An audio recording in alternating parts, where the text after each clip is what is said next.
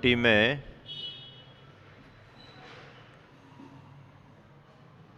चौथा खंड चल रहा है। अग्नि की परीक्षा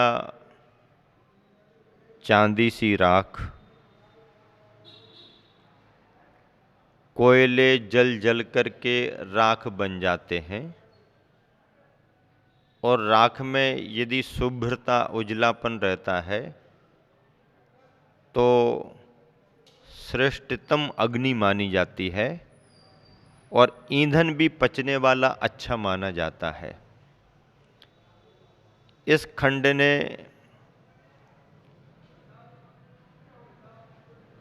इसी आशय को केंद्र में रख करके अपनी विचार वार्ताओं को आगे बढ़ाया है। कुंभ अग्नि परीक्षा देकर के परिपक्व हुआ है और कुंभ का इतना महत्व बढ़ा कि श्रेष्ठी श्रावक के कर कमलों में आकर के महापात्र अतिथि का पड़गाहन भी होता है। आहार दान में वह कुंभ कारण बनता है। यहाँ तक कि परिवार पर जब संकट आया, आतंकवाद परिवार को चपेट में जब लेने के लिए आ गया, तो कुंभ ने ही सेठ को रास्ता दिखाया और कुंभ ने कहा कि मेरे गले में रस्सी बांधकर आप अपनी कमर में रस्सी बांधो और नदी में कूद जाओ। परिवार ने वैसा ही किया। जब कुंभ को पकड़ करके परिवार नदी में कूदा तो जलीय जंतु इन आगंतुकों को देख देख करके विस्मित होने लगे, भयभीत होने लगे और पास आ करके पकड़ने का प्रयास भी करने लगे। उस स्थिति को बतलाते हुए पिछले दिनों में यह वार्ता यहाँ तक आगे बढ़ी।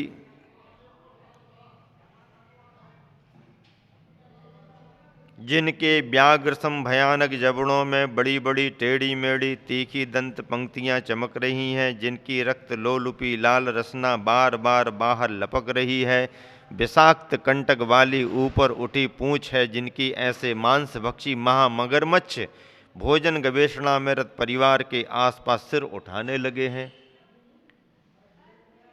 और भी अन्य क्रूर वृत्ति वाले विविध जाति जलीय जंतु क्षुब्ध दिख रहे क्षुधा के कारण, तथापि परिवार की शांत मुद्रा देख क्षोभ का नूतन प्रयोग करना जो मूल धर्म है उसका भूल से गए हैं।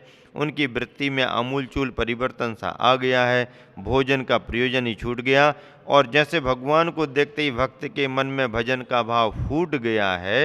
हे उपादेय का बोध, क्षीर नीर विवेक, कर्तव्य की ओर मुड़न यूं भांति भांति जागृत आ गई जलचरों के जीवन में। अब बात आगे बढ़ रही है, परंतु जल में उल्टी क्रांति आ गई। जड़ और जंगम दो तत्व हैं, दोनों की अपनी अपनी विशेषताएं हैं। जंगम को प्रकाश मिलते ही यथोचित गति मिलते ही विकास ही कर जाता है वह, जबकि जड़ ज्यों का त्यों रह जाता। जड़ अज्ञानी होता है, एकांती हटी होती है, कूटस्थ होता है, स्वस्थ नहीं हो सकता वह। जलचरों की प्रवृत्ति से, उल्टी पलटी वृत्ति से जल से भरी उफनती नदी और जलती हुई कहती है कि, क्या कहती है, मेरे आश्रित होकर भी मेरे से प्रतिकूल जाते हो, जीवन जीना चाहते हो, संजीवन पीना चाहते हो और निर्बल बालक होकर भी माता को भूल जाते हो। जाओ जाओ, दुख पाओगे, पाओगे नहीं मृदु प्यार कहीं, पियोगे पश्चाताप की घूंट ही, पीयूष की स्मृति जलाएगी तुम्हें। भूचरों से मिले हुए हो, धूर्त खलों से छले हुए हो, तुम्हें कुछ भी नहीं कहना है, तुम पर दया आती है, उनको ही देखना है जो निश्छलों से छल करते हैं, जल देवता से भी जला करते हैं। और अनगिन तरंग करों से परिवार के कोमल कपोलों पर तमाचा मारना प्रारंभ करती है कुपित पित्तवती नदी। अब नदी की लहरें भी परिवार को चपेट में ले रही हैं। धरती के आराधक धूर तो कहाँ जाओगे अब, जाओ धरती में जा छुप जाओ, उससे भी नीचे पात को पाताल में जाओ। पाखंड प्रमुख हो, मुख मत दिखाओ हमें, दिखावा जीवन है तुम्हारा कालभक्षी होता है। दिखावा जीवन है तुम्हारा कालभक्षी होता है। लक्ष्यहीन दीन दरिद्र ब्याल पक्षी होता है। धरती सम एक स्थान पर रह रहकर पर को और परधन को अपने अधीन किया है तुमने।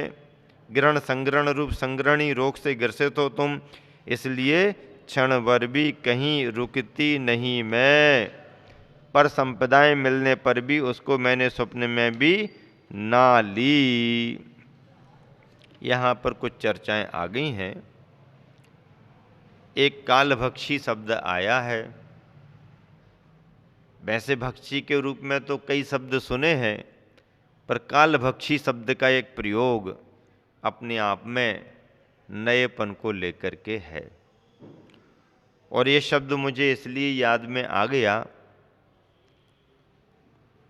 कि गुरुवर आचार्य श्री भी कभी कभी अपने अध्ययन लेखन चिंतन में जब व्यस्त होते हैं और अनावश्यक रूप से आकर के कोई बैठ जाए और अपने तरह तरह के तर्क वितर्कों को आगे बढ़ाने लगे, तो समाधान गुरुवर देते हैं, लेकिन कभी कभी अनावश्यक तर्क वितर्कों से बचना भी चाहते हैं, क्योंकि समय का अपव्यय होता है।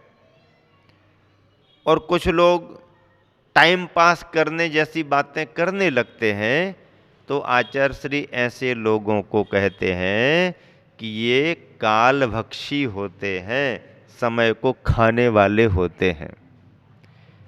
अभी तो गुरुवर ने अपना टाइम टेबल ऐसा बना लिया कि किसी को कहीं कोई ज़्यादा चर्चा करने की गुंजाइश नहीं। कालभक्षी मतलब समय को खाने वाला। और इस तरह से ये चर्चाएं उसी वार्ता को बतला रही हैं कि परिवार नदी में है और नदी की अवस्थाएं व्यवस्थाएं बतलाई जा रही हैं। फिर कहा जा रहा है पर को और परधन को अपने अधीन किया है तुमने। ग्रहण संग्रहण रूप संग्रहणी रोग से ग्रसित हो तुम।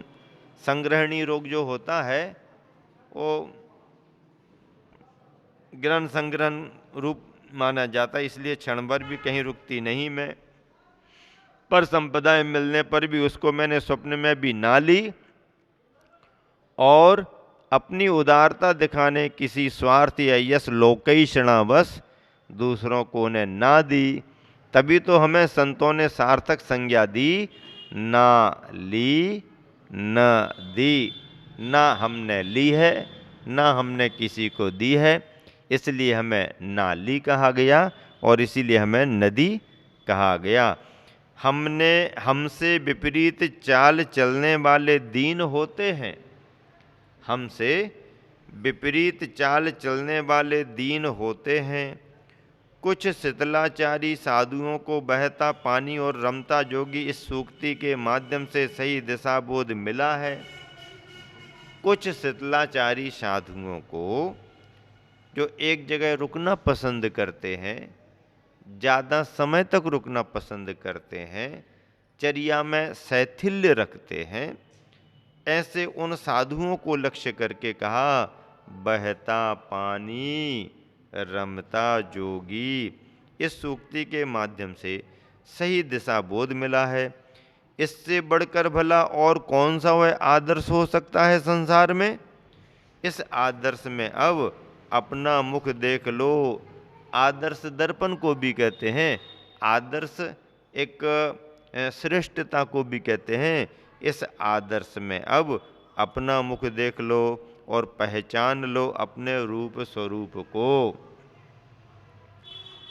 उस श्रृंखला जड़ाशया अपनी ही प्रशंसा में डूबी नदी की बातें सुन उत्तेजित हुए बिना सेठ का कुछ कहना हुआ कि नदी अपनी प्रशंसा में डूबी है। तो इस प्रशंसा को सुनकर के उत्तेजित हुए बिना सेठ का कुछ कहना हुआ कि यदि तुम्हें धरा का आधार नहीं मिलता। नदी से कौन क्या कह रहा है? नदी को सेठ जी कह रहे हैं। नदी ने अपनी अपनी प्रशंसा बता दी। अब सेठ जी क्या कह रहे हैं कि यदि तुम्हें धरा का आधार नहीं मिलता, तुम्हारी गति कौन सी होती। यदि नदी को बहने के लिए, पानी को बहने के लिए जमीन, धरती का आधार नहीं मिलता, तो पानी और जमीन, पानी और नदी की गति क्या होती? तुम्हारी गति कौन सी होती? पाताल को भी पार कर जाती तुम, अंदर कितने अंदर चली जाती। धरती ने तुम्हें स्वीकारा, नदी को धरती ने तुम्हें स्वीकारा, छाती से चिपकाया है तुम्हें। देवों ने तुम पर दया नहीं की। क्या सुन रहे ना? देवों ने तुम पर दया नहीं की। आकाश ने शरण नहीं दी तुम्हें। नदी पर देवों ने दया नहीं की और आकाश ने भी शरण नहीं दी तुम्हें। तुम छोटी थी तब गिरी की चोटी पर गिरी थी। तुम छोटी थी तब गिरी की चोटी पर गिरी थी, सब हंसे थे, तुम रोई थी तब। ऊपर से गिरी तो गिरी की चोटी पर गिरी तो सब हंस रहे थे और तुम रो रही थी। चोट लगी थी घनी तुम्हें, गिरने पर चोट लगी थी घनी तुम्हें। तरला सरला सी लगती थी, तरला सरला सी लगती थी। गरला कुटिला बन गई अब। प्रथम समय में जब आप गिरी और आगे बढ़ी तब तरला सरला सी लगती थी और अब गरला कुटिला बन गई अब। छल ही बल बन गया है तुम्हारा, छल ही बल बन गया है तुम्हारा। सरपट भाग रही है अब सबको लांगती लांगती। अरि कृतघ्न पाप संपादिके, और अधिक पापार्जन मत कर। सारा संसार ही ऋणी है धरणी का, धरती का ऋणी है। सारा संसार ही ऋणी है धरणी का, तुम्हें भी ऋण चुकाना है। नदी को भी धरती का ऋण चुकाना है। धरती को उर में धारण कर करनी को हृदय से सुधारना है। धरती को उर में धारण कर करनी को हृदय से सुधारना है। हाय रे यह दुर्भाग्य किसका? सेठ का या नदी का? हाय रे यह दुर्भाग्य किसका? सेठ का या नदी का? सेठ का सदाशय सफल जो नहीं हुआ, सेठ का सदाशय सफल जो नहीं हुआ। सेठ की समालोचना से भी नदी के लोचन नहीं खुले। सेठ की समालोचना से भी नदी के लोचन यानी नेत्र नहीं खुले। प्रत्युत वह नदी और लोहित हो उठी। लोहित हो उठी का मतलब क्या? गरम हो उठी। लोहित हो उठी का मतलब क्या? गरम हो उठी। अरे दुष्टो, मेरे लिए पाताल की बात करते हो। नदी गरम हो गई।